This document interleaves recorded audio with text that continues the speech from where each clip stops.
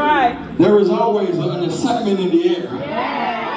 And you know, I feel today is one of those days where there is an excitement in the air. You know, I don't know what you brought from home, but I wish you would have left it there. Why? Because there should be an excitement in the air. Glory be to God.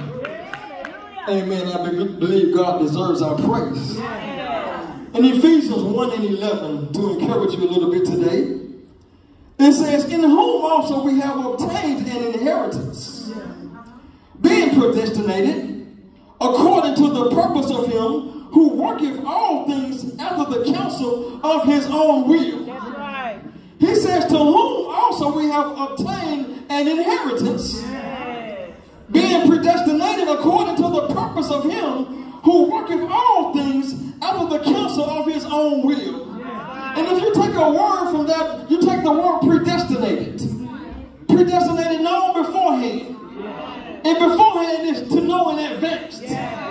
So I give you three things today, amen. I believe today, before we woke up this morning, it was already known beforehand that God will get the praise. Number two, I believe when we woke up this morning, there was a King of Kings and Lord of Lords over our life. And number three, whatever you bring to the house of prayer, that's what you get out of it. You know, so all things work together for the good. So whatever God predestinated in his word, that's what's going to happen. That's why I said there has to be an excitement in the air. Why? Because the word said this is the day that the Lord has made. We shall what? We shall what? We have to rejoice and be glad in it. Why? Because this is the day that the Lord has made for us. And if I'm not glad, I don't know what else to be. If I'm not happy, I don't know what else to be. If I don't have joy, I don't know what else to have. Why? Because today was predestinated for me to give God all the glory, to give God all the praise, to give God all the honor, which he greatly deserves, to recognize him as King of Kings and Lord of Lords, to recognize him as the all-powerful God, to recognize him as the God that woke me up this morning in my right mind, to recognize him as God, amen, who is the one that calls us to walk through those doors this morning. That's who he is. I need somebody to say that's who he is. That's who he is. Amen. And I believe he deserves all of the praise. Amen. To get all the glory, to get all the honor and the praise.